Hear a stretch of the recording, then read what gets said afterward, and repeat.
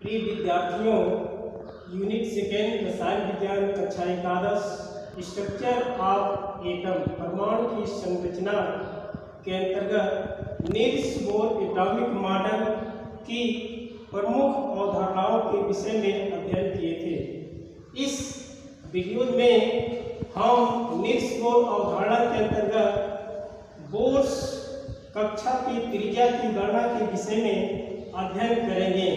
यहाँ पर हम दो मुख्य पास्टुलेट को, मुख्य अवधारणाओं को हम बिंदु मान करके एक सूत्र की स्थापना करेंगे।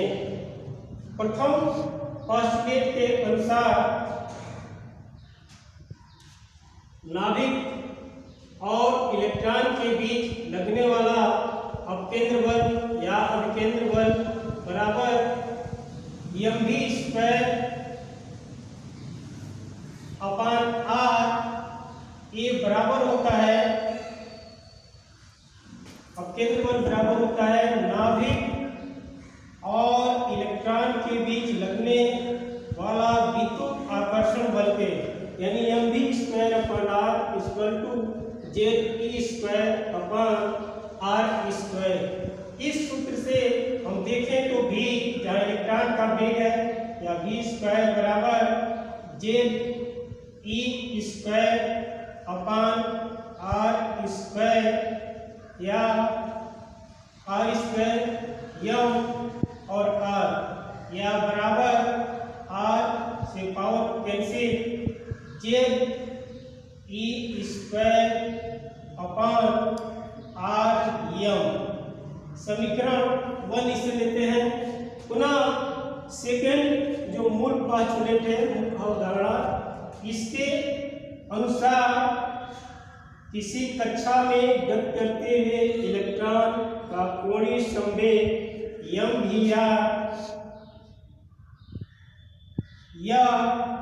NH/2 पाई का सरल गुणक होता है। n h जहाँ प्लांक नियतांक है अपान 2 पाई। इस समीकरण का यदि हम दोनों तरफ बल करते हैं तो m² v² r² बराबर n² h² 2 पाई का 4 पाई²। यहाँ से हम r² ग्रहण करते हैं तो पाएंगे हम n² h² अपान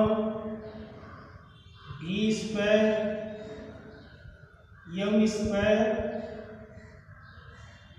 v² और 4 पाई²। यहाँ पर समीकरण 1 से हम v² का मान इस समीकरण 2 में रखते हैं, तो समीकरण 2 में v² का मान रखने पर r² बराबर n² h² अपान 4 पाई² m² और v² का मान je² अपान rm है, यानी je² अपान rm या n² h² अपान 4 पाई² m²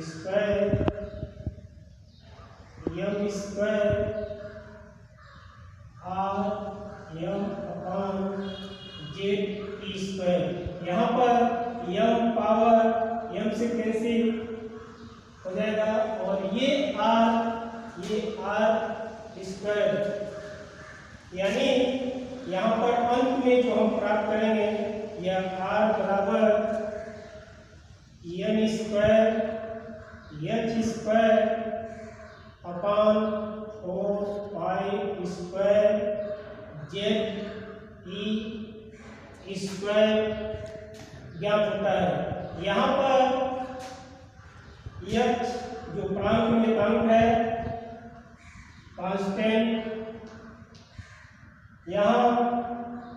H के साथ ही E, पाई ये स्थिरांक है। H, E, पाई कांस्टेंट है और इनका मान H बराबर 6.62 इंटू 10⁻⁻27 सेकेंड होता है। वहीं पर पाई का मान 3.142 और ई का मान इलेक्ट्रॉन का चार्ज सीजीएस सिस्टम के अंतर्गत ESU में नोट करते हैं 4.803 इंटू 10⁻10 ESU और पाई EH।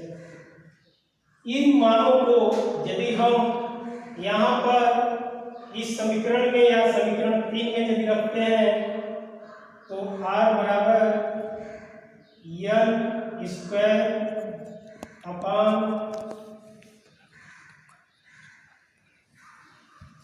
जेड और यहाँ पर H का मान यदि हम सभी नोट करते हैं तो इनका मान यानी H square upon E square pi यानी 4 पाई स्क्वायर और इसका गणना करने पर इस टोटल का जो मान है ये 0.529 एंगस्ट्रॉम के अंतर्गत आता है।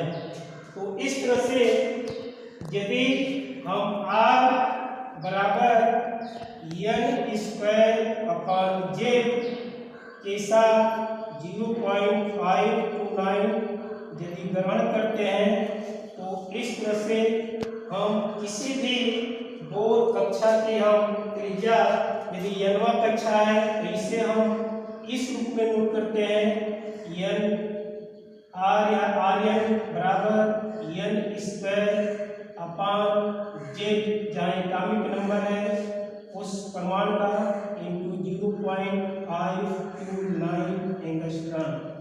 अब चूंकि ये कांस्टेंट परिमाण है इसलिए यदि यहाँ पर हम देखें तो देखते हैं कि किसी भी कक्षा की त्रिज्या r एटॉमिक नंबर यानी परमाणु क्रमांक के व्युत्क्रमानुपाती और उस कोश की संख्या के यानी कक्ष संख्या के वर्ग के समानुपाती होगा। और इस तरह से यहाँ पर यम का मान छूट गया है यानी यम यहाँ पर है लेकिन यहाँ पर नहीं रख पाए हैं।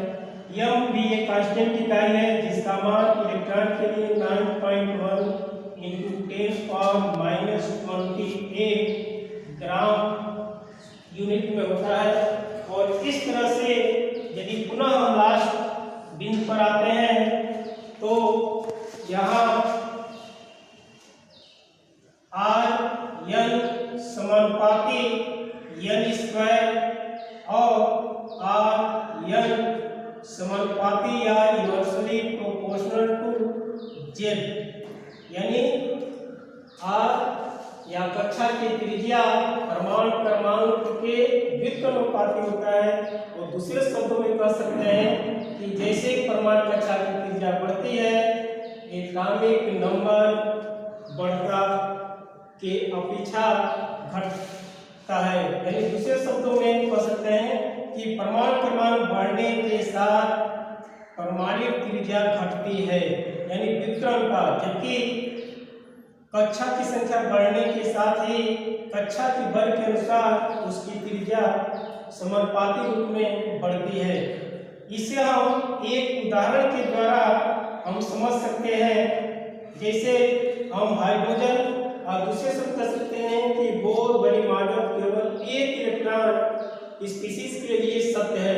अतः हम एक इलेक्ट्रॉन वाले परमाणु या तो लिथियम प्लस ले सकते हैं +2 या हाइड्रोजन। तो यदि हम हाइड्रोजन को लेते हैं तो हाइड्रोजन के प्रथम और दूसरी कक्षा की त्रिज्या की गणना करनी है।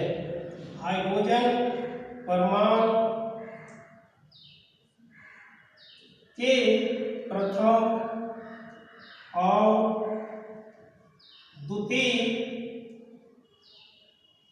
कक्षा की त्रिज्या की गणना करें।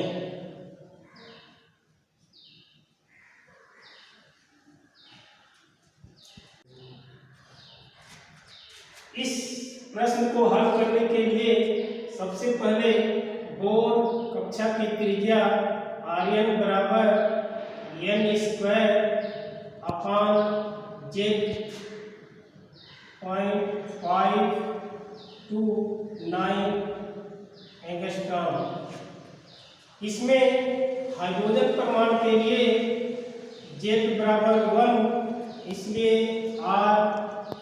n बराबर प्रथम कक्षा के लिए या n1 कह सकते हैं, तो 1 का स्क्वायर अपान Z यानी 1 और 0.529। इस प्रकार बोर कक्षा की प्रथम कक्षा की जो त्रिज्या है 0.529 एंगस्ट्रॉम होती है और दूसरी कक्षा की त्रिज्या Rn2 बराबर दूसरी कक्षा यानी ये नाभिक और नाभिक के बाहर ये प्रथम कक्षा और ये दूसरी कक्षा, तो n1 n2। इस तरह से दूसरी कक्षा के लिए n बराबर 2, तो 2 का स्क्वायर अपान Z 1 ही है, इसलिए 1 0.529 एंगस्ट्रॉम या बराबर ये 4 हो जाएगा। यहाँ मल्टीप्लाई करेंगे तो 4 9 36 और 4 2 8 3 11 और 4 25 20 21 या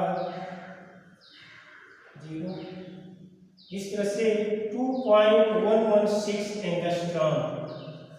तो दूसरी कक्षा की त्रिज्या 2.116 एंगस्ट्रॉम होगी, जबकि प्रथम कक्षा की त्रिज्या 0.529 एंगस्ट्रॉम होती है। इसी भाव अन्य कक्षाओं की त्रिज्या भी हम ज्ञात कर सकते हैं। एक दूसरा प्रश्न हम ग्रहण करते हैं।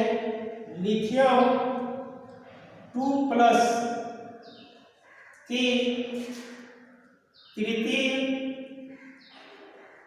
और चतुर्थ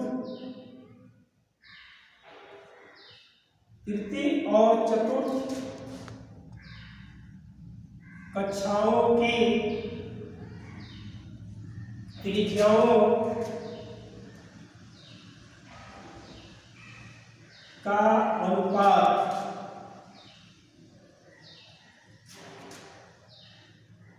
क्या होगा?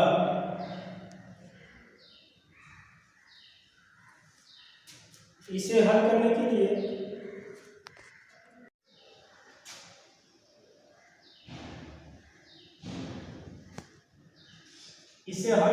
लिए हम देखते हैं कि Rn समानुपाती होता है n स्क्वायर के।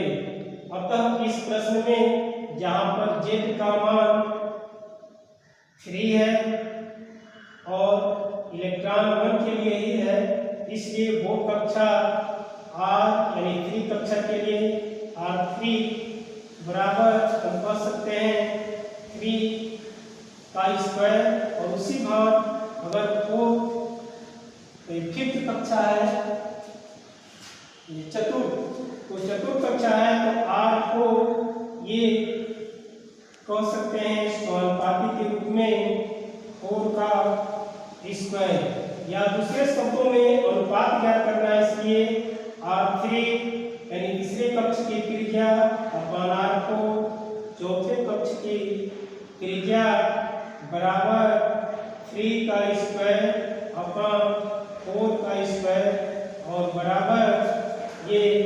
9/16। इस प्रकार R3 और R4 अनुपात बराबर ये होगा 9:16 का। तो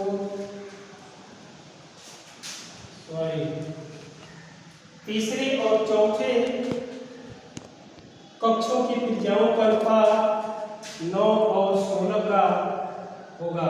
इस प्रकार हम किसी भी एक परमाणु इलेक्ट्रॉन के लिए हम कक्षा की त्रिज्या या बहु कक्षा त्रिज्या की गणना करते हैं। बंद कर दें।